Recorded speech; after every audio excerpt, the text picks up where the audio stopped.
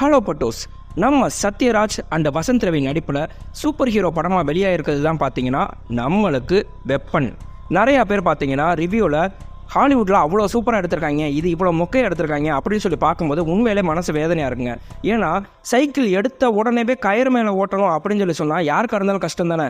இப்போ நம்ம சைக்கிள் ஓட்ட ஆரம்பிக்கிறப்பே விழுந்துட்டா இப்படி அசிங்கமாக கேவலப்படுத்தினா எப்படிங்க நம்ம அடுத்த லெவலுக்கு வர முடியும்?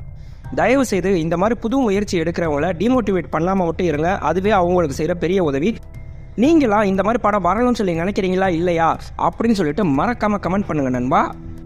இந்த படத்தோட கிளைமேக்ஸ் ட்விஸ்ட்டு உண்மையிலே வேறு லெவலில் இருந்துச்சு. செகண்ட் பார்ட்டு இன்னும் வெறித்தனமாக இருக்கும் அப்படின்னு சொல்லிட்டு நான் நம்புகிறேன். நீங்களும் என்னைய மாதிரி இந்த மாதிரி புது முயற்சி எடுக்கிறவங்க கண்டிப்பாக வளர்ந்து வரணும்னு சொல்லி நினைக்கிறீங்கன்னா மறக்காமல் நம்ம சேனலுக்கு சப்ஸ்கிரைப் பண்ணிவிட்டு அப்படியே நம்ம வீடியோக்கு ஒரு லைக்கும் போட்டுருங்க நண்பா. படத்தோட ஃபர்ஸ்ட் சீன்லேயே நம்மளுக்கு ஹிட்லரோட ஸ்டோரியை சொல்கிறாங்க. நம்ம நேதாஜியும் அவரோட அசிஸ்டண்ட்டு செலியனும் பார்த்தீங்கன்னா நம்ம இந்திய இராணுவத்துக்கு உதவுறதுக்காக ஹிட்லர்கிட்ட போய் கேட்கும்போது அவர் சூப்பர் சீரம் அப்படின்னு சொல்லிட்டு அதிபயங்கரமான சக்தி கொண்ட ஒரு சீரத்தை உங்களுக்கு நான் கொடுக்குறேன், அதை வச்சு நீங்கள் பயன்படுத்திக்கங்கன்னு சொன்னால் இதனால் இந்தியாவுக்கு எதிர்காலத்தில் ஆபத்து வர்றதுக்கு வாய்ப்பு இருக்குன்னு சொல்லிட்டு நம்ம சுபாஷ் சந்திர போஸ் வேணான்னு சொல்லிட்டாரு. ஆனால் நேதாஜிக்கே தெரியாமல் அவரோட இருந்த அசிஸ்டன்ட் செலியன் பார்த்தீங்கன்னா ஹிட்லர்லேருந்து அந்த ஃபார்முலாவை திருடிட்டு அவர் இங்கே வந்துட்டார். அவர் வந்த நேரம் கரெக்டாக சுதந்திரம் அடைஞ்சதுனால இப்போதைக்கு இந்த சீரம் நம்மளுக்கு தேவைப்படாதுன்னு சொல்லிட்டு அது ரகசியமாக பதுக்கி வச்சுட்டாரு, யாருக்கும் தெரியாமல். ஆனால் இதை தெரிஞ்ச ஹிட்லரு அவரை கொல்றதுக்காக ரகசிய ஏஜென்ட்டை இங்கே நமக்கு இந்தியாவுக்கு அனுப்புகிறாங்க. செலியனும் தன்னோட மகனும் உட்காந்து பேசிகிட்டு இருக்கும்போது பார்த்தீங்கன்னா அவங்க ஃபுல்லாக சுற்றி வளைச்சி துப்பாக்கி குண்டுகளால் தொலைக்கும் போது அவரோட மகன் உடம்புல இந்த துப்பாக்கி குண்டு தொலைச்சிடுது. மகன் பேச்சு மூச்சு இல்லாமல் கிடக்கிறான் அப்படின்னு சொல்லி பார்த்த செலியன் யாருக்கும் தெரியாமல் அந்த சீரத்தை எடுத்து அவருக்கு இன்ஜெக்ட் பண்ணிடுறாரு. கொஞ்ச நேரத்தில் நம்ம செலியனும் அங்கே இறந்தும் போயிடுறாரு. ஆனால் உயிர் புழைச்ச மித்திரன் பார்த்தீங்கன்னா ஒரு அசுரனாக வளர ஆரம்பிக்கிறான். அந்த ரகசிய ஃபார்முலா அடங்கின ஸ்வஸ்திக்கும் மித்திரனும் இப்போ வரைக்கும் எங்கே இருக்காங்கன்னு சொல்லிட்டு தேடிக்கிட்டே இருக்காங்க அப்படின்னு சொல்லிட்டு நம்மளுக்கு இந்த ஃப்ளாஷ்பேக் முடியுது. நம்மளுக்கு இப்போ பார்த்தீங்கன்னா கரெக்டாக தேனி பக்கத்தில் இருக்க மலைப்பகுதியில் ஒரு மிகப்பெரிய பாம்பிளாஸ்ட் நடக்குது. இவ்வளோ பெரிய பாம்பிளாஸ்ட் நடக்குதுன்னா கண்டிப்பாக இது டெரரிஸ்டோட வேலையாக இருக்குங்கிறதுக்காக நேஷ்னல் செக்யூரிட்டிஸ்லேருந்து பெரிய டீமே அங்கே வந்து தேடி பார்த்தா கரெக்டாக தண்ணிக்குள்ளேருந்து ஒருத்தர் எந்திரிச்சு வராரு. அவர் தான் பார்த்தீங்கன்னா நம்ம ஹீரோ அக்னி. அவரை மட்டும் கூட்டிகிட்டு போய் வச்சு விசாரிக்கிறாங்க. நீ எந்த டெரரிஸ்டோட கேங்கு, இது எதுக்காக இந்த எக்ஸ்ப்ளோஷன் பண்ணீங்க செஞ்சீங்க அப்படின்னு சொல்லிட்டு வேற ஆளுக்கு அந்த விசாரிச்சா அவர் சொல்கிறது ஒரே ஒரு பதில், சார் நான் ஒரு சாதாரண யூடியூபர், இயற்கை ஆர்வலர், அது சம்மந்தமாக கண்டென்ட் எடுக்கிறதுக்காக நான் இங்கே வந்தேன். அந்த டயத்தில் தான் இந்த பாம்பிளாஸ்ட் நடந்துச்சு, நான் அதில் தண்ணிக்குள்ளே விழுந்துட்டேன், எனக்கு இதை தவிர வேறு எதுவுமே ஞாபகம் இல்லை அப்படின்னு சொன்னால் நம்ம நேஷ்னல் செக்யூரிட்டிஸ்லேருந்து வேறு டீமில் இருக்க ஹெட்டெல்லாம் வந்து மாற்றி கேள்வி கேட்டாலும் இவர் இந்த ஒரே பதிலையே சொல்கிறாரு. இவனை விசாரிக்கிறதுக்குன்னு ஒரு ஸ்பெஷல் ஏஜென்ட் இருக்காரு, அவர் பேர் ஏஜென்ட் எக்ஸு. அவர் எப்படி இருப்பாருங்கிறத இப்போ வரைக்கும் நம்ம யாருமே பார்த்ததே கிடையாது. அவர் வந்து இது வரைக்கும் எந்த கேஸையும் முடிக்காமே போனது கிடையாதுன்னு நம்மளுக்கு ஒரு மாஸ்க் மேனை காட்டுறாங்க. அவர்கிட்டையும் இவர் இதே கதையவே சொன்னால், எனக்கு தெரியாதுன்னு ஃபேமஸ் யூடியூபர், ஈகோ ஃப்ரெண்ட்லிக்காக ரொம்பவே போராடுறவர், ஆனால் நீங்கள் போடுற யூடியூப் வீடியோஸ் எல்லாம் சூப்பர் ஹீரோஸ் அண்டு சூப்பர் ஹியூமன்ஸை பற்றி ரிசர்ச் பண்ணது, அதுக்காக நீங்கள் அவார்டும் வாங்கியிருக்கீங்கன்னு காமிச்சா இவர் ஒரு மிகப்பெரிய யூடியூபர், அதே சமயம் இயற்கை ஆர்வலரும் கூட அப்படின்னு சொல்லிட்டு இவருக்கு அவார்டு கொடுக்குறாங்க. அங்கே இவர்கிட்ட கேள்வி கேட்குறாங்க, சார் உண்மையிலே சூப்பர் ஹீரோ சூப்பர் ஹியூமனில் இருக்காங்களா சார் அப்படின்னு கேட்டால், நம்ம புராணங்களையும் இதிகாசங்களையும் நீங்கள் படிக்கிறீங்க, மஹிமா அலிமா அப்படின்னு சொல்லிட்டு நிறையா சக்திகள் கொண்ட சித்தர்கள் இருந்தாங்க அப்படின்னு சொல்லிட்டு அது ஃபுல்லாகவே பார்த்தீங்கன்னா சூப்பர் ஹியூமன்ஸ் தான். காற்றுல பறக்கக்கூடிய சக்தி, மலை போல உருவம் எடுக்கக்கூடிய சக்தி, இந்த மாதிரி சூப்பர் பவர்ஸோட நம்ம அதிலே சூப்பர் ஹியூமன்ஸ் வாழ்ந்துக்கிட்டு தான் இருக்காங்க. அதே மாதிரி இங்கே இயற்கையை பாதுகாக்கிற எல்லாருமே பார்த்தீங்கன்னா சூப்பர் ஹியூமன்ஸ் தான். இங்கேருந்து கிளம்பும்போது உங்களுக்கு நாங்கள் ஒரு செடி கொடுக்குறோம், அந்த செடியை நீங்கள் வீட்டில் கொண்டு போய் நல்லபடியாக மரமாக வளங்க, அது உங்கள் பிள்ளைங்களுக்கு கண்டிப்பாக பலன் தரும் அப்படின்னு அனுப்புகிறாரு. இவருக்கு அந்த அவார்டை கொடுக்குறது பார்த்தீங்கன்னா சிவராஜ் அப்படிங்கிற மிகப்பெரிய பிஸ்னஸ் மேன். அடுத்து பார்த்தீங்கன்னா நம்மளுக்கு தேனி பக்கத்தில் ஒரு மலைப்பகுதியில் காட்டுறாங்க. அங்கே ஒரு சின்ன பையன் அவங்க அம்மாட்ட பொம்மை வேணும்னு சொல்லி கேட்டுட்டு இருந்தவன் டக்குன்னு ரோடை கிராஸ் பண்ணி பொம்மை வாங்க போனால் அங்கே வந்துட்டு இருந்த லாரி பிரேக் கண்ட்ரோல் இல்லாமல் கரெக்டாக அந்த பையனை இடிக்க வரும்போது அந்த பையன் அந்த இடத்துல பறந்து வந்து அங்கே இருக்கவங்க எல்லாரும் கேட்ச் பிடிச்சிடுறாங்க. இந்த வீடியோ யூடியூப்பில் வந்து மிகப்பெரிய வைரல் ஆகுது. இதை பார்த்த நம்ம அக்னி பார்த்தீங்கன்னா அங்கே பாருங்கள் அந்த பையன் யாரோட சப்போர்ட்டும் இல்லாமல் யாரில் பறந்து வரான் அப்படின்னு சொல்லி சொன்னோம்னா அவனை அங்கே ஏதோ ஒரு சூப்பர் ஹியூமன் தான் காப்பாற்றிருக்கு. இது என்னன்னு சொல்லிட்டு நம்ம ரிசர்ச் பண்ணி கண்டுபிடிச்சே ஆகணும்.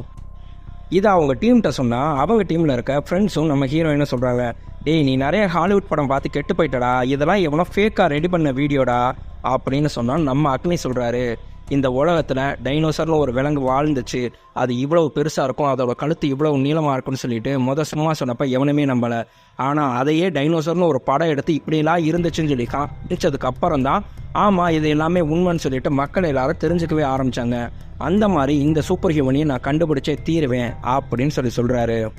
ஹலோ ஃப்ரெண்ட்ஸ், உங்கள் எல்லாருக்கும் ஒரு கேள்வி. உங்களில் எத்தனை பேர் ஜுராசிக் பார்க்கோட முதல் பார்ட்டு சின்ன வயசில் வந்தப்போ அந்த படம் பார்த்துருக்கீங்க அப்படின்னு சொல்லிட்டு மறக்காமல் கமெண்ட்டில் சொல்லுங்கள். அடுத்து பார்த்தீங்கன்னா இங்கே நம்ம பிஸ்னஸ் மேன் சிவராஜை காமிக்கிறாங்க. அவரை பார்த்தீங்கன்னா ஃபாரஸ்ட் கில்லர் சிவராஜ் அப்படின்னு சொல்லிட்டு ஆர்டிக்கிளையும் எழுதியிருக்காங்க. அவர் நின்று மாடியில் சரக்கடிச்சிட்டு இருக்கும்போது பார்த்தீங்கன்னா அப்படியே காரில் விழுந்து இறந்து போயிடுறாரு. இங்கே நம்ம மாஸ்க் மேன் கேட்குறாரு அக்னிகிட்ட, உனக்கு அவார்டு கொடுத்த அன்னைக்கு நைட்டே அவர் இறந்து போயிருக்காரு, அவர் எப்படி இறந்தாருன்னு சொல்லி தெரியுமா?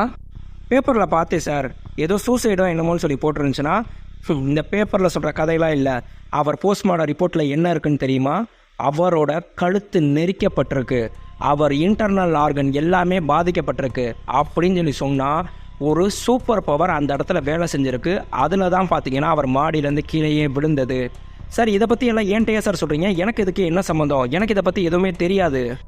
இது எல்லாமே பார்த்தீங்கன்னா வெளியே கேமராலேருந்து நம்ம சீஃப் பார்த்துக்கிட்டே இருக்கும்போது அங்கே ஒருத்தர், சார் இங்கே டாக்டர் ஆஸ்கார்னு ஒருத்தர் வந்திருக்காரு, இந்த பிளாஸ்ட்டை பற்றி நான் உங்கள்கிட்ட பேசணும் அப்படின்னு சொல்கிறாரு சார்னா.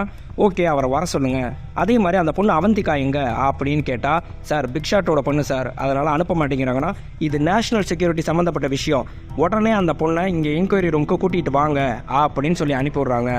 நம்ம மாஸ்க்மேன் பார்த்தீங்கன்னா, அக்னி ரெஸ்ட் எடுத்துருக்கோ, நான் இன்னொரு ஆளை பார்க்க வேண்டியது இருக்குது, பார்த்துட்டு வரேன் அப்படின்னு இங்கே நம்ம டாக்டர் ஓங்காரை பார்க்க வராரு. நீங்கள் கண்டுபிடிச்ச டேப்லெட்ஸ்னால தான் இங்கே நிறையா பேர் உயிரோடு இருக்காங்க. ஆனால் நீங்கள் பார்த்தீங்கன்னா என் உயிருக்கே ஆபத்து, ஜெட் செக்யூரிட்டி வேணும்னு சொல்லி கேட்டிருக்கீங்க, உங்களுக்கு தெரிஞ்ச உண்மைகளை சொல்லுங்கள், அதுக்கப்புறம் உங்களுக்கு ஜெட் செக்யூரிட்டி கொடுக்கறதா வேணாமாங்கிறத நாங்கள் முடிவு பண்ணுறோம் அப்படின்னு சொன்னால் அவர் ஒரு பயங்கரமான ஃப்ளாஷ்பேக் சொல்கிறாரு. நம்மளுக்கு மொத்த இந்தியாவோட எக்கனாமி எல்லாத்தையுமே கண்ட்ரோல் பண்ணுறது பார்த்தீங்கன்னா தி பிளாக் சொசைட்டி அப்படின்னு சொல்லிட்டு, அதில் பார்த்தீங்கன்னா 9 பேர் நாங்கள் மெம்பர்ஸு. அந்த 9 பேர் மெம்பர்ஸ் தான் மொத்த எக்கனாமிக்கே கண்ட்ரோல் பண்ணிகிட்ருக்கோம். இது எல்லாத்துக்கும் ஹெட்டாக இருக்கிறது யாருன்னு பார்த்தீங்கன்னா டிகே. இவன் தன்னோட சின்ன வயசில் இந்தியாவுக்காக மாடர்ன் வெப்பன்ஸை தயாரித்து கொடுத்துட்டு இருந்தான். அதுவே கொஞ்ச நாளைக்கு அப்புறம் காசுக்காக தீவிரவாதிகளுக்கு தயாரித்து கொடுக்க ஆரம்பித்தான். அது மட்டும் இல்லாமல் கர்ப்பிணி பெண்களுக்கு ஒரு சில மெடிசின்ஸை கொடுக்க ஆரம்பித்தான். என்னன்னு சொல்லி பார்த்தீங்கன்னா, பிறக்கிற குழந்தை பிறக்கும் போதே ஊனமாக பிறக்கணும் அப்படின்னு சொல்லிட்டு. அதே மாதிரி நம்மளுக்கு காமிக்கிறாங்க, ஊனமாக இருக்க குழந்தைங்களுக்கு கை காலை வளர்கிறதுக்காக நாங்கள் எங்கள் லேபில் ரிசர்ச் பண்ணிகிட்ருக்கோம், அதனால் உங்கள் குழந்தையும் அனுப்புங்க அப்படின்னு சொல்லிட்டு அங்கே இருக்க ஒரு சின்ன குழந்தைய அவங்க அம்மாவையும் கூட்டிகிட்டு போகிறாங்க.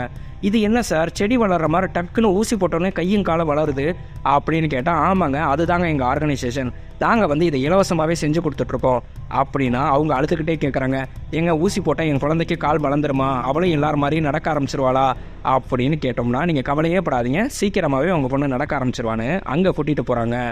நம்ம ஓங்கார் டிகேட்ட சொல்கிறாரு, சார் ஏற்கனவே 4-5 குழந்தைங்க வரிசையாக இறந்து போயிடுச்சு, நான் இன்னும் இதை ரிசர்ச் பண்ணிக்கிறேன், அதுக்கப்புறம் நம்ம அடுத்த குழந்தைக்கு இன்ஜெக்ட் பண்ணோம்னா இதில் என்ன மிஸ்டேக்குங்கிறத தெரிஞ்சு நம்ம சரி பண்ண முடியும் அப்படின்னு சொன்னால், எனக்கு விலங்குகளும் மனுஷங்களும் ஒன்று தான், ரிசர்ச் பண்ண சொன்னால் அதை மட்டும் நீங்கள் செய்யுங்க அப்படின்னு சொல்லிட்டு அந்த குழந்தைக்கு இன்ஜெக்ஷன் போடுறாங்க.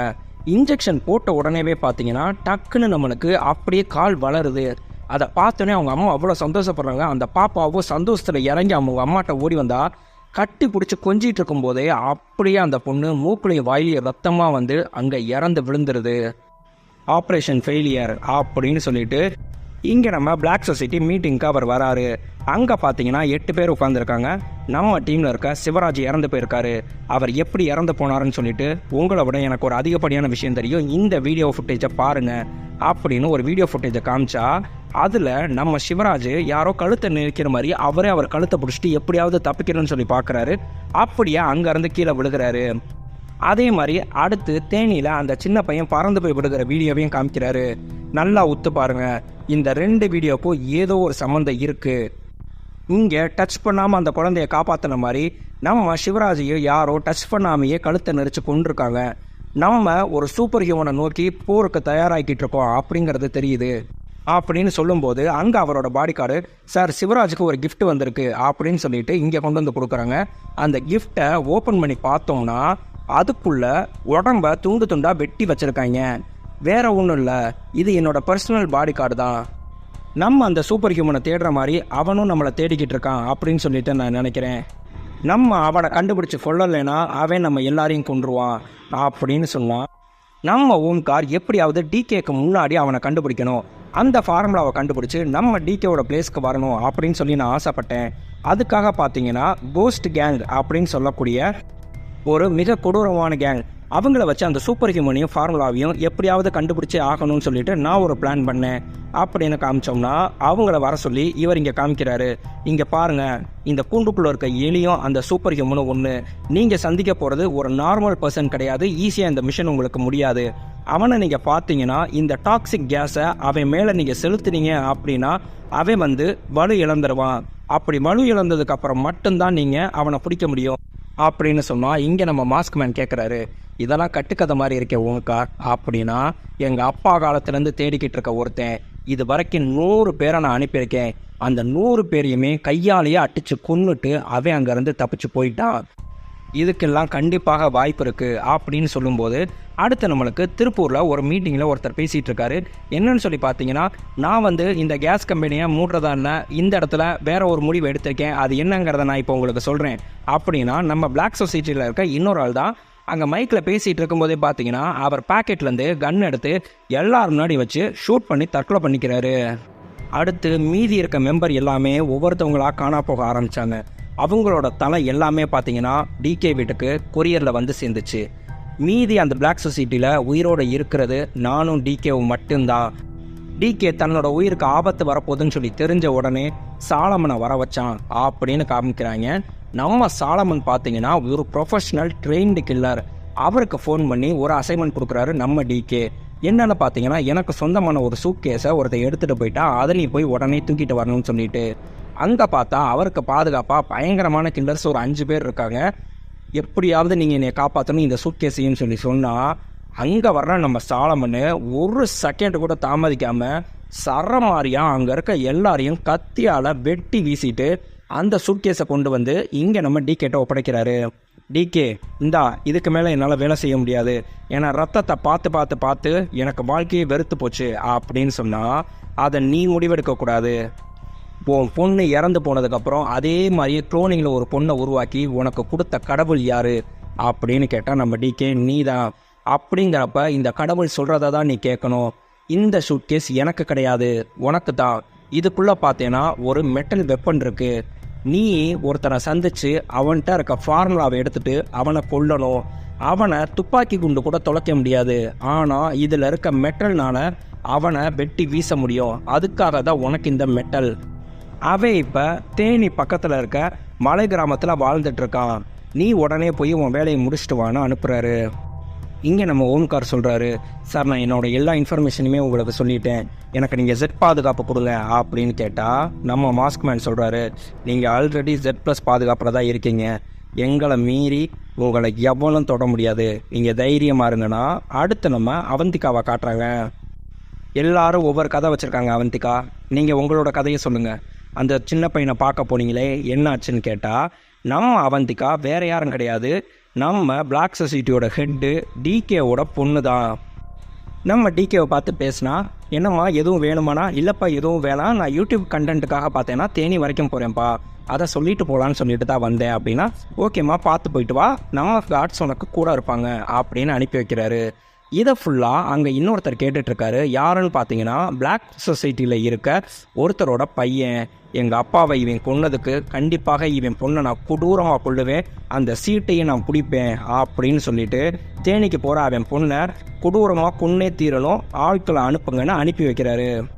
இங்கே நம்ம அக்னி அவந்திகா டீம் பார்த்தீங்கன்னா தேனிக்கு வருது. அங்கே இருக்க எல்லாத்தையுமே இப்படி ஒரு ஆக்சிடென்ட் நடந்துச்சு, அந்த பையனை தெரியுமா, அவர் யாருன்னு தெரியுமா அப்படின்னு கேட்டால், அப்படி ஒரு ஆக்சிடென்ட் நடந்த மாதிரி எங்களுக்குலாம் ஞாபகம் இல்லைன்னு சொல்லிட்டு யாருக்குமே அதுக்கு ரெஸ்பான்ஸை கொடுக்க மாட்டேங்கிறாங்க. பெருசாக அது ஒரு பெரிய விஷயமாவே தெரியலை, எங்களுக்கு ஞாபகம் இல்லை அப்படின்னு சொல்லிடுறாங்க. நாளைக்கு நம்ம 2 டீமாக பிரியலாம் அவந்திகா அப்படின்னு அக்னியும் அவரோட ஃப்ரெண்டு பரத்துங்கிறவரும் ஒரு டீமாகவும், நம்ம அவந்திகாவும் இன்னொருத்தரும் ஒரு டீமாகவும், அவங்களோட 2 காட்ஸும் பார்த்தீங்கன்னா நம்ம அவந்திகாவுக்கு துணையாக வராங்க.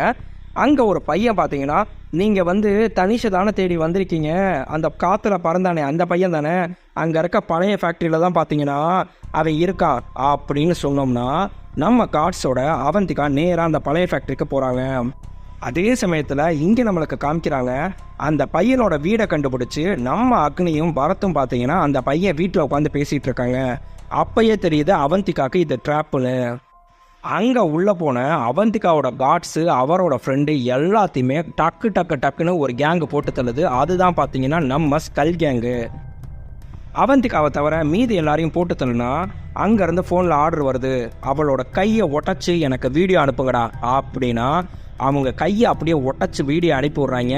எனக்கு இன்னும் சாட்டிஸ்ஃபை ஆகலை, அவளை கொன்றுங்கடா அப்படின்னு சொல்லும்போது பார்த்தீங்கன்னா கரெக்டாக கடப்பாறையை வச்சு குத்தி கொல்ல போகும்போது ஏதோ ஒரு பவர் மூலயமா அந்த கடப்பாறை திரும்பி குத்த போனவனையே சரக்குன்னு சொருகிறது. அங்கே கரெக்டாக ஒரு நிழலை மட்டும் காமிக்கிறாங்க. உள்ள ஒருத்தர் வந்தா இவங்க சர மாதிரியே குண்டால ஷூட் பண்ணுறாங்க. ஒரு குண்டு கூட அவர் மேலே பட்டு எதுவுமே ஆகலை.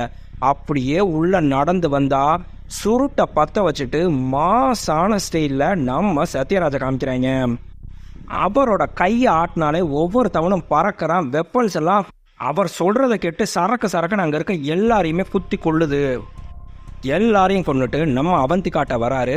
அவங்க உடஞ்சி போன கையை பிடிச்சி அப்படியே ஒரு மாதிரி கைக்கு மேலே நீட்டினாலே அப்படியே உடஞ்சி போன கையை அவங்களுக்கு சரியாயிருச்சு. பதறி போன அவந்திகா அங்கேருந்து வந்து இங்கே நம்ம அக்னிகிட்ட சொல்கிறாங்க, அக்னி நீ நினைக்கிற மாதிரி அவர் சூப்பர் ஹியூமன் கிடையாது, மான்ஸ்டர். அங்கே இருக்க எல்லாரையும் எவ்வளோ கொடூரமாக கொண்டான்னு தெரியுமா அப்படின்னு கேட்டால், நீ நினைக்கிற மாதிரி அவன் மான்ஸ்டராக இருந்தால் உன்னையும் கொண்டிருக்கணும், உன்னையை காப்பாற்றுறதுக்காக அத்தனை பேரையும் கொண்டிருக்கான், புரிஞ்சுக்கோ ப்ளீஸ், எனக்கு அந்த சூப்பர் ஹியூமனை பார்த்தே தீரணும், எனக்காக அவரை கண்டுபிடிக்க உதவி செய்யுங்க அப்படின்னு சொல்லிட்டு அவரை தேடி இங்கே கிளம்புறாங்க. அதே சமயம் நம்ம டாக்டர் ஓம்கார் அனுப்பின கேங்கும் அங்கே வந்து இறங்குது. அவங்களுக்கு ஒரு டிவைஸும் கொடுத்துருப்பாரு. என்னன்னு சொல்லி பார்த்தீங்கன்னா எல்லாருக்குள்ளேயும் ஆராவோட ரேடியேஷன் ஒரு லெவலில் இருக்கும். ஆனால் அவன் சூப்பர் ஹியூமன்கிறதுனால அவனோட ரேடியேஷன் லெவல் கொஞ்சம் அதிகமாகவே இருக்கும். அதனால் இந்த டிவைஸை வச்சு நீங்கள் ஈஸியாக கண்டுபிடிச்சிடலாம் அப்படின்னு சொல்லிட்டு, அதே மாதிரி இங்கே பார்த்தீங்கன்னா நம்ம அவந்திகாவை கொள்றதுக்காக ஒரு கேங் அனுப்பியிருப்பான் இல்லையா, அவனும் நம்ம ஸ்கல் கேங்கோட லீடரும் காரில் உட்காந்து பேசிகிட்டு இருக்காங்க. ஒரே ஒரு பொண்ணு பிடிக்கிறதுக்கு 15 பேர் கொண்ட கேங் அனுப்பினேன், ஆனால் ஒருத்தையும் கூட உயிரோடு இல்லை அப்படின்னு சொல்லிட்டு நீ வந்து கதை சொல்லிட்டு இருக்கேனா சார், நடந்தது என்னன்னு புரிஞ்சுக்கோங்க சார், இவங்க சொல்கிறதெல்லாம் நம்புறதா வேணாமானே தெரில, அதில் ஒரே ஒருத்தன் தான் உயிருக்கு போராடிக்கிட்டு ஆஸ்பத்திரியில் இருக்கான், அவன் என்ன சொல்கிறான்னு கேளுங்க சார் அப்படின்னு அவரை வீடியோ ரெக்கார்ட் பண்ணதை காமிக்கிறாங்க. சார் வெறும் சுருட்டு குடிச்சிட்டு ஒருத்தர் வந்தா சார், அவனை எந்த துப்பாக்கி கொண்டுமே தொலைக்கலை சார், கையை ஆட்டினாலே எல்லாருமே அந்தரத்தில் பறக்குறோம் சார், கத்தி எல்லாத்தையுமே தொடாமே எங்களை வச்சு அடித்து கொண்டுட்டா சார் அப்படின்னு சொன்னோம்னா, இவங்க பேசுகிற எல்லாத்தையுமே சின்ன ஸ்பை கேமரா மூலியமா நம்ம டிகே பார்த்துக்கிட்டே இருக்காரு. அவர் பார்த்தீங்கன்னா இன்செக்ட்லேயே கேமராவை யூஸ் பண்ணி எல்லா டெக்னாலஜியும் ஹை லெவலில் வச்சுருக்கிறதுனால ஒரு குட்டி இன்செக்ட்டு அவங்க காருக்குள்ளேயே உட்காந்து இவங்க பேசுகிற எல்லாத்தையுமே கேமராவில் காமிச்சிக்கிட்டு இருக்கு. நான் சின்ன கேப்பில் இவங்களை ஃபாலோ பண்ணாமல் விட்டது என் பொண்ணையே தூக்குற லெவலுக்கு போயிருக்காங்க. ஆனால் இவங்க சொல்கிற அதே சூப்பர் ஹியூமன் தான் நம்ம தேடிட்டு இருக்க ஆளும். எதுக்கு மேலே இவங்களை உயிரோடு வச்சுருக்கணும்னு அவசியம் இல்லைன்னு சொன்னால், மேலே காரை சுற்றி நிறைய இன்செக்ட்ஸ் பறக்குது. ப்ளூ கலரில் எரிஞ்சிக்கிட்டு இருந்த இன்செக்ட்ஸ் மேலே இருந்த லைட்டு கரெக்டாக சின்ன ரெட் கலர் பல்பாக மாதிரி மொத்தமாக அங்கே போய் பிளாஸ்ட் பண்ணால் அந்த கார்லேயே இருந்த எல்லாருமே காலி. நம்ம சத்யராஜ் பார்த்தீங்கன்னா யார் கூடயும் பேசாமல் மலைக்கு மேலே தனியாக ஒரு வீடு இருக்குது, அங்கே காற்றுலேயே உட்காந்து தவா இருக்கார். அவர் அங்கே இருக்க ஒரு ஜூவில் தான் பார்த்தீங்கன்னா வேலை பார்க்குறாரு. அந்த ஜூவில் வேலை பார்க்குற ஒருத்தரோட குட்டி பையனும் அதே மாதிரி அங்கே இருக்க ஒரு குட்டி யானையும் தான் இவருக்கு ரொம்ப க்ளோஸு. அவங்களோட தான் எப்போயுமே டைம் ஸ்பெண்ட் பண்ணிட்டு இருப்பார். இங்கே நம்ம சாலமன் வரும்போது பார்த்தீங்கன்னா காரில் நம்ம டிகே சொல்கிறாரு, கரெக்டான லொக்கேஷன் உங்களுக்கு அனுப்பி விட்ருக்கேன், போய் வேலையை முடிச்சுட்டு வானா. சார் நீங்கள் சொன்ன 2 விஷயத்தில் அந்த ஸ்வஸ்திக்கை கொண்டு வந்து கொடுக்க வேண்டியது என் பொறுப்பு, அவனை கொள்றதை தயவுசெய்து விட்டுருங்க சார் அப்படின்னு சொன்னால், இங்கே வீடியோ காலில் அவரோட பொண்ணை காட்டுறாரு. பாத்தியா உன் பொண்ணு எவ்வளோ அழகாக விளையாண்டுட்டு இருக்கான்னு, பாப்பா உயிரோடு இருக்கணும்னா நான் சொன்னதை மட்டும் செய் அப்படின்னு டிகே மிரட்டுறாரு. இவரோட மிரட்டலுக்கு பயந்து நம்ம சாலமனும் கரெக்டாக தேனிக்கு போனால் நான் சொன்ன மாதிரி என்னோட அசைனி டீமும் அங்கே தேனியில் இறங்கி அந்த ஃபேக்ட்ரிக்கு கரெக்டாக தேடி போனாங்க அப்படின்னு நம்ம ஓம்கார் சொல்லிட்டு இருக்காரு. அவங்க பார்த்தீங்கன்னா அந்த மிஷினை ஆன் பண்ணி பார்த்தோம்னா கரெக்டாக அவங்க இருக்கிறதுலேருந்து 5 கிலோமீட்டரில் அந்த க்ரீன் டாட் தெரியுது அப்படின்னு வேகமாக போனால் டக்குன்னு அந்த க்ரீன் டாட் மறைஞ்சு இன்னொரு இடத்துல சம்மந்தமில்லாத இடத்துல தெரியுது அப்படின்னு மறுபடியும் ரிட்டர்ன் போகிறாங்க. அங்கே போயிட்டு இருக்கும்போது பார்த்தீங்கன்னா திடீர்னு அவங்க டிவைஸில் 2 க்ரீன் டாட்டை காட்டுது. இதில் எந்த பக்கம்டா போகிறது அப்படின்னு சொல்லிட்டு நம்ம ஓம்காருக்கு ஃபோன் அடிக்கிறாங்க. ஃபோன் அடிச்சுட்டு, டாக்டர் நீங்கள் கொடுத்த மிஷின் ஏதோ ஃபால்ட்டுன்னு சொல்லி நினைக்கிறேன், ஒரு செகண்டு பக்கத்தில் காமிக்கிறது டக்குன்னு பார்த்தீங்கன்னா சம்மந்தமே இல்லாத வேற ஒரு இடத்துல காட்டுது அப்படின்னு சொன்னால் அவனுக்கு டெலிபோர்ட்டேஷனும் பண்ண முடியும். நீங்கள் போய் பார்க்குறது ஒரு சாதாரண மனுஷனை கிடையாது, அதை நீங்கள் மறந்துடாதீங்க. சார் அதே மாதிரி சம்மந்தம் இல்லாமல் 2 க்ரீன் டாட் காட்டுது, ஏதோ உங்கள் மிஷினில் ஃபால்ட் இருக்குன்னா கண்டிப்பாக அதுக்கு வாய்ப்பே கிடையாது, நீங்கள் நல்லா பாருங்கன்னு சொல்லி அனுப்பி விட்றாரு. அங்கே இவங்க செக் பண்ணி பார்க்குற இடத்துல பார்த்தீங்கன்னா ஏகப்பட்ட புல்லட்ஸ் கிடக்குது. பயங்கரமான கன் ஃபைட் நடந்திருக்கு. ஆனால் எந்த புல்லட்டுமே அவனை தொலைக்கலை. எடுத்து பாருங்கள், புல்லட் எல்லாம் நசுங்கி கிடக்கு அப்படின்னா இவன் ரொம்பவே டேஞ்சரான ஆளுன்னு சொல்லிட்டு அங்கே தேடி பார்க்கும்போது பார்த்தீங்கன்னா கரெக்டாக இவங்களுக்கு ஒரு மாதிரி ஆகுது. நாங்கள் வண்டியை நிப்பாட்டுறாங்க. கொஞ்ச நேரத்திலேயே நம்மளுக்கு, சார் நம்ம அவனை தேடி போல சார், இங்கே பாருங்கள் மிஷினை, அவன் தான் நம்மளை தேடி வந்துட்டுருக்கான் அப்படின்னு சொல்லி காட்டும்போது அப்படியே அவங்க மிரண்டு போய் வெப்பன்ஸ் எல்லாம் எடுத்துகிட்டு நிற்கிறாங்க. அதே சமயத்தில் நம்மளுக்கு ஹில்ஸுக்கு மேலே சத்யராஜ் வீட்டில் காமிச்சிங்கன்னா அவர் அப்படியே காற்றுல தவம் இருந்துக்கிட்டு இருந்தா அங்கே பயங்கரமான சவுண்டோட ஒரு ஜீப்பு வந்து இறங்கினா அதுலேருந்து சாலமன் இறங்குறாரு. இறங்கிட்டு உனக்கு ஒரு கிஃப்ட் கொண்டு வந்திருக்கேன்னு ஒரு பெரிய தார்பாயை தூக்கி எறிஞ்சா அதுக்குள்ள நம்ம யானைக்குட்டியும் அந்த சின்ன பையனையும் கொன்று போட்டு வச்சிருக்காரு. இதை பார்த்தோன்னே வெறி பிடிச்ச நம்ம சத்யராஜ் பார்த்தீங்கன்னா, நீ பெரிய தப்பு பண்ணிட்டடா அப்படின்னு அவனை அடிச்சு தள்ளி பறக்க விட்டா டக்குன்னு அவன் ஒரு மிஷினை ஆன் பண்ணுறான். ஆன் பண்ணால் அதுலேருந்து வர வேவ் சவுண்டு இவரால் அசையவே முடியாமல் அப்படியே அந்த இடத்துலையே காதை பொத்திக்கிட்டு உட்காந்துடுறாரு. அதே மாதிரி இந்த கேங்கு கிட்டக்க வர்றது யாருன்னு சொல்லி காமிச்சா நம்ம அவந்திகா, அக்னி எல்லாருமே பார்த்தீங்கன்னா அந்த ஜூ எங்கே இருக்குன்னு பார்க்கறதுக்காக காரில் வந்துட்டு இருந்தா கரெக்டாக அந்த கேங்கு காரை மறித்து நிப்பாட்டுது. இவங்க 3 பேர் இறங்குறாங்க. அவங்க கன்னை வச்சு, ஏய் இங்கே வாங்க அப்படின்னா, யார் நீங்கள், எங்களை எதுக்கு வழி மறிக்கிறீங்க அப்படின்னு சொல்லிட்டு நம்ம அக்னி கேட்டால், பேசாமரு, நான் கேட்ட கேள்விக்கு மட்டும் பதில் சொல்லு, எங்கே போகிறீங்க, நீங்களாம் யாருன்னு கேட்டால், நாங்களாம் யூடியூபர்ஸ் கண்டென்ட்டுக்காக இங்கே வந்தோம்னா. அந்த கேங்கில் இருக்க 4 பேரில் ஒரு லேடி அந்த மிஷின் எடுத்துகிட்டு கிட்டக்க போனால் நம்ம அக்னி கிட்டக்க வரும்போது மட்டும் அந்த பீப் சவுண்டு அதிகமாகுது. இவங்க 2 பேர்கிட்டையும் போனோம்னா அந்த பீப் சவுண்டு குறையுது. ஏதோ டவுட்டாக இருக்கேன்னு சொல்லி திரும்பி பார்த்தா நம்ம கேங்கோட ஹெட்டு, ஒன்றும் பிரச்சனை இல்லை நீங்கள் போங்க, ஏய் வாங்க காரில் ஏறுங்க அப்படின்னு சொல்லிட்டு கரெக்டாக கிளம்ப போகிறாங்க. இவங்களுக்கு திரும்பி காருக்கு நடந்து போனால் அவன் ஒரு பாமை தூக்கி இவங்க மேலே எறிகிறான். டக்குன்னு நம்மளுக்கு அந்த பாம் அந்த இடத்துலையே நிற்கிது. இங்கே அப்படியே காமிச்சா நம்ம அக்னி கையை நீட்டி பவரால் அந்த பாமை அப்படியே அந்த இடத்துல நிப்பாட்டி வச்சுருக்காரு. அந்த பாமை அப்படியே காற்றுல எரிஞ்சு பறக்க விட்டா நம்ம அவந்திகா மிரண்டு போயிடுறாங்க. அவங்கள எல்லாரையுமே இவர் பவரை யூஸ் பண்ணி காற்றுல பறக்க வச்சு ஒவ்வொருத்தவனையாக கொள்றாரு. அவங்க ஷூட் பண்ணுறதுல இவங்களோட ஃப்ரெண்டு பரத்துங்கிறவனு இறந்து போயிடுறான். அது வரைக்கும் பொறுமையாக இருந்த அக்னி அவங்க 4 பேரையும் கொடூரமாக அங்கேயே கொன்னுட்டு இங்கே அவந்திகாட்ட வந்து சொல்கிறாரு, இதுக்கு மேலே என் பின்னாடி வராத, வந்தா உனக்கும் இதே நிலமை தான், மரியாதை இங்கேருந்து போயிடு அப்படின்னா, இத்தனை நாள் என்கிட்ட உண்மையை மறைச்சிட்டி அக்னி அப்படின்னு கேட்கும்போது, சொல்கிறத புரிஞ்சுக்கோ, என் பிரச்சனை என்னன்னு உனக்கு புரியாது, இதுக்கு மேலே என் பின்னாடி வந்தால் என்னால் உன்னையும் காப்பாற்ற முடியாமல் போயிடும், நீ கிளம்பி போ அப்படின்னு சொல்லிட்டு அங்கேருந்து கிளம்புறாரு. அதே சமயம் நம்ம சாலமன் பார்த்தீங்கன்னா நம்ம சத்யராஜை அந்த மெட்டல் வெப்பனை எடுத்து அடித்து உடம்பெல்லாம் கிழிச்சு எடுக்கிறாரு. இங்கே மாஸ்க்மேன்ட்ட அவந்திகா நம்ம அக்னியை பற்றின உண்மை சொன்ன உடனே நம்ம அக்னி பார்த்தீங்கன்னா அவரோட பவரை யூஸ் பண்ணி இதுக்கு மேலே இந்த இன்வெஸ்டிகேஷன் நடக்கக்கூடாது அவ்வளவுதான் அப்படின்னா அங்கே இருக்க பொருளெல்லாம் அவர் பவரை யூஸ் பண்ணி பறக்க விட்டா நம்ம மாஸ்க்மேன் டக்குன்னு மொபைலில் ஒரு ஃபோட்டோவை காட்டுறாரு. ஃபோட்டோவை பார்த்தா, அம்மா எங்கள் அம்மா ஃபோட்டோ உனக்கு எப்படி அப்படின்னா, மரியாதையாக உட்காரு, நீ யார் என்னன்னு எதுவும் தெரியாமல் இங்கே உட்காந்துருக்கேன்னு நினைக்கிறியா, சொல்கிறத மட்டும் முழுசாக கேளு, அதுக்கு அடுத்து என்ன நடந்துச்சுன்னு சொல்லு அப்படின்னு சொன்னால் அப்படியே நம்மளுக்கு காமிக்கிறாங்க. அங்கே நம்ம சத்யராஜை அடித்து கிழிச்சிட்டு இருக்கும்போது அங்கே இருக்க நம்ம சாலமனோட காரு அப்படியே அந்தரத்தில் பறந்து வந்து நம்ம சாலமனை அடித்து தூக்கிட்டு போய் விழுகுது. என்னன்னு சொல்லி மிரண்டு போய் நம்ம சத்யராஜ் திரும்பி பார்த்தா அந்த புகைக்குள்ளேருந்து ஸ்வஸ்திக் மெட்டல் மட்டும் பறந்து வந்து சத்யராஜ் கையில் நிற்கிது. அதை பார்த்த உடனே அக்னி அப்படிங்கிறாரு. உள்ளே இருந்து நம்ம அக்னி வந்தா, அப்பா நல்லா இருக்கீங்களாப்பானா? உட்காந்து 2 பேரும் பேசுகிறாங்க. உனக்கு அப்படியே உங்கள் அம்மாவோட கண்ணுப்பா அப்படின்னு சொல்லிட்டு அவங்க அம்மாவோட ஃபோட்டோவை பார்க்கணுன்னு ஆசைப்பட்டா உள்ளே இருக்க ஃபோட்டோவை கையை நீட்டினோடனே பறந்து வருது. அந்த ஃபோட்டோவை காட்டுறாரு. நம்ம குடும்பத்துக்கு என்னதான்ப்பா ஆச்சு அப்படின்னு கேட்டால், ஒரு அசுரனாக இருந்த என்னைய உங்கள் அம்மா தான்ப்பா என்னோட பவர்ஸ் எல்லாம் கண்ட்ரோல் பண்ணி ஒரு மனுஷனாக வாழவே வச்சா. அவள் கூட சேர்ந்து நல்லபடியாக சந்தோஷமாக நம்ம வாழ்ந்துட்டு இருக்கும்போது 2 குழந்தைங்களோட சந்தோஷமாக தான்ப்பா என் வாழ்க்கை போயிட்டு இருந்துச்சு. அந்த ஹிட்லரோட கேங்கு என்னை கண்டுபிடிச்சி அங்கே கரெக்டாக வந்துருச்சு. நம்ம வீடையே எரிச்சதில் உன்னோட அம்மாவும் உன் தம்பியும் பார்த்தீங்கன்னா அங்கேயே எரிஞ்சு போயிட்டாங்க.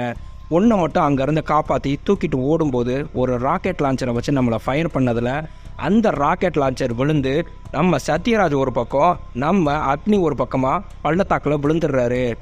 அதோட கோவத்தில் அங்கே வந்த எல்லாரையுமே சரமாரியாக அடித்து கொன்னுட்டு திருப்பி வந்து நம்ம அக்னியை தேடி பார்க்குறாரு. அந்த பள்ளத்தாக்கில் எங்கே தெரியுமே நம்ம அக்னி கிடைக்கவே இல்லை. அதுக்கப்புறம் மனுஷங்களோடய வாழக்கூடாது, என் சக்தியை பயன்படுத்தவே கூடாதுன்னு சொல்லிட்டு இப்படி காட்டுக்குள்ளே தனியாக வந்து வாழ்ந்துட்டுருக்கேன்ப்பா அப்படின்னு நம்ம சத்யராஜ் எல்லா கதையும் சொன்னோம்னா, அப்பா உங்களை இங்கேருந்து கூட்டிகிட்டு போகலாம் அப்படின்னு தான்ப்பா நான் இத்தனை நாள் தேடினேன். ஆனால் நீங்கள் இருக்க இடம் தான்ப்பா சரி, இந்த இயற்கை தான்ப்பா சரியான இடம். ஆனால் எப்போ வேணாலும் உங்களை வந்து பார்க்கறதுக்கு மட்டும் எனக்கு பெர்மிஷன் கொடுங்கப்பா அப்படின்னு சொன்னோம்னா, கண்டிப்பாப்பா அப்படின்னு சொன்ன சத்யராஜ் இந்த அப்பாவை ஒரே ஒரு தடவை கட்டி பிடிச்சிக்கையா அப்படின்னு பாசமாக கேட்குறாரு. நம்ம அக்னி கட்டி பிடிச்சா அப்படியே நம்ம சத்யராஜுக்கு நிறையா விஷயம் தெரிய வருது. என்னன்னு சொல்லி பார்த்தீங்கன்னா, நம்ம சிவராஜை இவர் தான் பார்த்தீங்கன்னா கீழேருந்து இவரோட பவர் மூலியமாகவே கழுத்தை நெரிச்சு கொண்டிருப்பார். அதே மாதிரி பிளாக் சொசைட்டியில் இருக்க ஒவ்வொருத்தவனையாக அந்த கன்னை வச்சு அவனை ஷூட் பண்ணிக்க வச்சது, இந்த மாதிரி கொடூரமாக எல்லாரையும் கொன்னது இவர் தான் அப்படிங்கிறது தெரியுது. அதுக்கடுத்து இவர் மிகப்பெரிய மான்ஸ்டராகவே மாறுறாரு. தன்னோட பவரை கண்ட்ரோல் பண்ண முடியாமல் இந்த உலகத்தையே அழிக்கிற அளவுக்கு போயிடுவான் அப்படிங்கிறத தெரிஞ்சுக்கிறவர் நம்ம அக்னி அங்கேருந்து கிளம்ப போனால், அக்னி இது வேணாம், இதை இதோட நிப்பாட்டிருனா, இல்லைப்பா என்னால் நிப்பாட்ட முடியாது, இந்த இயற்கையை அழிக்கிறவங்களை நான் அழிக்காமல் விட மாட்டேன். இத்தனை நாள் இந்த காடு மலையெல்லாம் அழிச்சிட்டு இருந்தாங்களே, அது தப்பு இல்லையா? அவங்கள நான் அழிக்கிறது என்னப்பா தப்புனா, உங்கள் அம்மா தான்ப்பா என்னோட பவர்ஸை கண்ட்ரோல் பண்ணவே எனக்கு சொல்லி கொடுத்தா. நானும் உன்னை மாதிரி மிருகமாக தான் இருந்தேன், என்னை மனுஷனை மாற்றினதே அவதான். தயவு செய்து சொல்கிறேன், உன்னோட பவர்ஸையும் நீ கண்ட்ரோல் பண்ணு, இல்லைனா நீ அதே மாதிரி மான்ஸ்டராகவே மாறிடுவேனா? எனக்கு அதை பற்றி பிரச்சனை இல்லை, நான் எடுத்த வேலையை முடிக்காமல் நிப்பாட்ட மாட்டேன். அதுக்கு தடையாக வர்றது நீங்களாக இருந்தாலும் சரி, உங்களையும் விட மாட்டேன்னா. 2 பேருக்கு இடையிலேயே பயங்கரமான சண்டை நடக்குது. சூப்பர் ஹீரோ பவரை வச்சு 2 பேருமே பயங்கரமாக அடிச்சுக்கிட்டா நம்ம மான்ஸ்டராக இருக்க அக்னி பார்த்தீங்கன்னா சத்யராஜை அடித்து பறக்க விட்டுறாரு. அதுக்கு மேலே பொறுக்க முடியாத நம்ம சத்யராஜ் பார்த்தீங்கன்னா அவருக்குள்ளே இருந்த மான்ஸ்டர் பவரையும் வெளியெடுத்தா கண்ணெல்லாம் சகப்பு லைட் எரியுது. அவ்வளவுதான், அதுக்கு மேலே அக்னியால் தாக்கு பிடிக்க முடியல. இவர் அடித்து சரமாரியாக பறக்க விட்டுட்டு ஓங்கி அடித்து சாய்க்க போகும்போது 1 செகண்ட் சத்யராஜ் யோசிச்சுட்டு நிப்பாட்டுறாரு. அக்னி சொன்னா கேளுப்பா, நீ என் மகன், இதுக்கு மேலேயும் என்னால் உன்னை அடிக்க முடியல, தயவு செய்து இந்த விஷயத்தை விட்டுரு அப்படின்னு சொல்லும்போது நம்ம டிகேவோட அந்த இன்செக்ட் இருக்கு இல்லையா, மொத்தமாக ஒரு குரூப்பையே இங்கே அனுப்பியிருப்பாரு. அது எல்லாம் ரெட் கலர் லைட்டில் வந்து கரெக்டாக இவங்க 2 பேருக்கு நடுவில் மொத்தமாக பாம் பிளாஸ்ட் பண்ணிடுது. அதில் தான் பார்த்தீங்கன்னா மிகப்பெரிய எக்ஸ்ப்ளோஷன் நடக்குது. அந்த எக்ஸ்ப்ளோஷனில் தான் பார்த்தீங்கன்னா இங்கே நம்ம அக்னி வந்து தண்ணிக்குள்ளே விழுந்துருவார். அதுலேருந்து வெளியே வரும்போது தான் இவரை அரெஸ்ட் பண்ணியே வச்சுருக்காங்க. இந்த விஷயத்த சொல்லிட்டு இருக்கும்போதே பார்த்தீங்கன்னா அங்கே நம்மளுக்கு அந்த டாக்ஸிக் கேஸ் அந்த ரூம் ஃபுல்லாக பரவுது. அதுக்கு மேலே தாக்கு பிடிக்க முடியாமல் நம்ம அக்னி அப்படியே மூச்சு திணறி போய் கிடந்தா அங்கே டிகே உள்ளே வராரு. என்ன உன் கதை அவ்வளோதான் அக்னி, முடிஞ்சு. இந்த கேஸ்லேருந்து நீ தப்பிக்கவே முடியாது. உன்னால் உங்கள் அப்பனையும் காப்பாற்ற முடியாது, உங்கள் அப்பனால் உன்னையும் காப்பாற்ற முடியாது. இதோட உங்கள் சூப்பர் ஹியூமன் கதையே முடிஞ்சிருச்சு அக்னி அப்படின்னு சொல்லிட்டு அவர் ஒரு கன் எடுக்கிறாரு. இது உங்களுக்காகவே மேக் பண்ண ஸ்பெஷல் புல்லட்ஸ், இதுக்கு மேலே நீ உயிரோடு இருக்க முடியாதுன்னா டக்குன்னு அந்த கன்று அந்தரத்தில் அப்படியே பறந்து போய் நிற்கிது. இவரால் ஷூட் பண்ண முடியாமல் எப்படிரா பவர் இல்லாத அக்னி இதை பண்ணுனான்னு பார்க்கும்போது சூப்பர் ஹியூமன் கதை இதோட முடியலடா அப்படின்னு நம்மளுக்கு மாஸ்கை ஓப்பன் பண்ணுறாங்க. ஓப்பன் பண்ணால் அங்கே உள்ளே இருக்க மாஸ்க் மேனு மூஞ்சி ஒரு பக்கம் ஃபுல்லாக எரிஞ்சு போய் ரோபோட்டிக்காக இருக்குது. இன்னொரு பக்கம் பார்த்தீங்கன்னா நம்ம அக்னியோட ஃபேஸே இருக்குது. நம்ம அக்னி பார்த்துட்டு ஆத்மா அப்படின்னு சொன்னால் அவரோட பவரு ஃபுல்லாக ஐஸ் பவரு அப்படியே எல்லா இடத்தையும் அப்படியே ஃப்ரீஸ் பண்ணி நம்ம டிகேவையும் அங்கே அப்படியே ஃப்ரீஸ் பண்ணி காலி பண்ணிவிட்டு இங்கே நம்ம அக்னிகிட்ட சொல்கிறாரு, நாங்கள் செத்து போயிட்டோம் நெருப்பில் அப்படின்னு சொல்லிட்டு நீ ஆஃபாவை அங்கேருந்து போயிட்டீங்க. அப்போ தான் எனக்கு என்னோட பவர் தெரிஞ்சிச்சு. அங்கேருந்து நானும் அம்மாவும் தப்பிச்சு போய் தலைமறைவாக வாழ்ந்துட்டு இருந்தோம். இந்த பவர்னால தான் இவ்வளவு பிரச்சனைன்னு சொல்லிட்டு அம்மா என்னையும் இந்த பவரை யூஸ் பண்ணக்கூடாதுன்னு சொல்லிட்டு இருந்தாங்க. நானும் உன்னையும் அப்பாவையும் எங்கெங்கேயோ தேடி அலைஞ்சிட்டு இருந்தோம். கடைசியாக பார்த்தா இப்போ நீ கிடச்சிட்டேன் அப்படின்னா இங்கே டிகேவோட கதை முடிஞ்சிச்சுன்னு பார்த்தா நம்மளுக்கு அங்கே காமிக்கிறாங்க, சார் உங்கள் க்ளோன் அந்த டிகேவை கொன்னுட்டாங்க சார்னா. இது நடக்கும்னு தெரிஞ்சது தானே, பரவாயில்ல விடு, ஒன்றும் பிரச்சனை இல்லை அப்படின்னு காமிச்சா நம்ம ஒரிஜினல் டிகே உயிரோடு தான் இருக்கார். அவர் பார்த்தீங்கன்னா எரிஞ்சு போன சாலமனை கூட்டிகிட்டு வந்து அவரை ஒரு பவர்ஃபுல்லான சூப்பர்மேன் அயன்மேன் மாதிரி அங்கே ரோபோட்டிக் உடம்போடு உருவாக்கி வச்சா அவன் நேராக வானத்தில் பறந்து போய் நம்ம சத்யராஜ் முன்னாடி ராக்கெட் லான்ச்சர் மாதிரி போய் டக்குன்னு குதிக்கிறான். அதோடு பார்த்தீங்கன்னா நம்மளுக்கு இந்த படம் முடியுது. ஓகே ஃப்ரெண்ட்ஸ், என்னைய கேட்டால் இந்த படம் நல்லா இருந்துச்சுன்னு நான் சொல்லுவேன். நீங்கள் இந்த படத்துக்கு 1லேருந்து 5க்குள்ளே என்ன ரேட்டிங் கொடுக்கலாங்கிறத மறக்காமல் கமெண்ட்டில் சொல்லுங்கள். இந்த மாதிரி வீடியோஸ் உங்களுக்கும் பிடிக்கும்னா மறக்காமல் நம்ம சேனலுக்கு சப்ஸ்கிரைப் பண்ணி அப்படியே நம்ம வீடியோக்கு ஒரு லைக்கும் போட்டுருங்க நண்பா. மறுபடியும் அடுத்து ஒரு நல்ல வீடியோவில் உங்களை நான் சந்திக்கிறேன். பாய்.